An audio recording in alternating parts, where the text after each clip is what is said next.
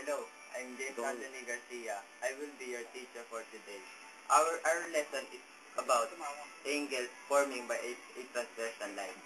A transversal line is a line that intersects two or more lines or different points on a plane.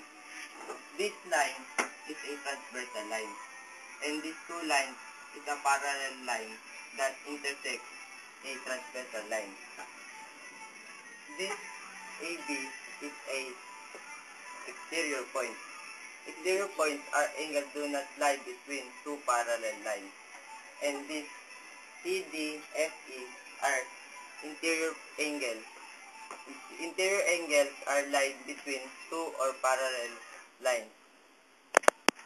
The next topic is angle pairs and the relationship associated with the parallel lines and transversal. First is the corresponding angle. First, that not adjacent angle. One exterior and interior, both the same side of transversal line. This is called a corresponding angle. A and G are C and G are a corresponding angle. And another example is the G and H, because there are lines in different, because they are lying in the same plane, and one of it is the interior and the exterior, and the next is the alternate interior angles. Alternate interior angles are two non-adjacent interior angles on opposite sides of the transversal line. The alternate interior angle are C and E, D and F, because they are in the interior angle, and their position is opposite. And the next is the alternate exterior angle. Alternate exterior angles are two non-adjacent exterior angles on a opposite ray of the transversal line.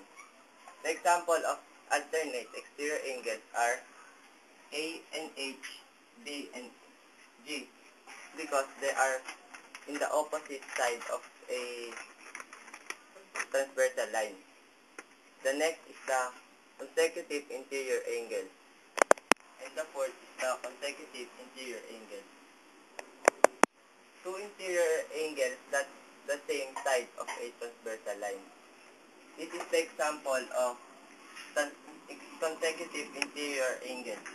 C and F is a consecutive interior angle, and the next is D and E is another example, because they are lying in the same position of a transversal line. The last and the fifth is the consecutive exterior angle. Two interior angles on the same side of a transversal line. The examples are A and G, D and H, because they lie in the same plane in the transversal line. I'm Jesel Sajar. Now we will continue about our topic. Postulate 15, corresponding angles postulate.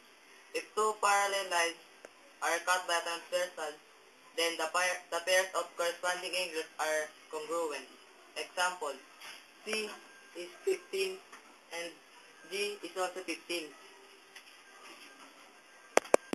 After Jezreel discussed the postulate 15, corresponding angles postulate, then theorem 4.1, alternate interior angles theorem.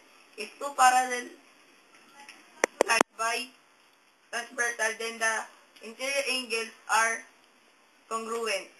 For example, C and E and D and F. If C is 10, then E is 10 also. Then next, the theorem 4.2, alternate exterior angles. If two parallel lines are cut by a transversal, then the exterior angles are congruent. For example, A and H, B and G. If A is 45, then H is 45 also. Next, theorem 4.3, consecutive interior angles.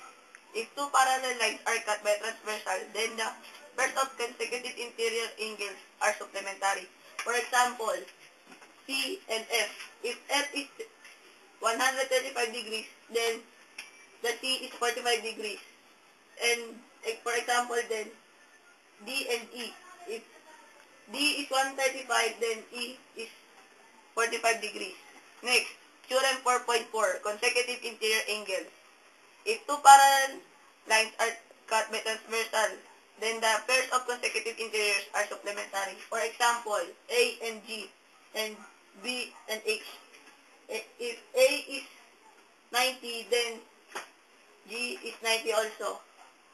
B is 45, then H is 135, then equals to 180 degrees.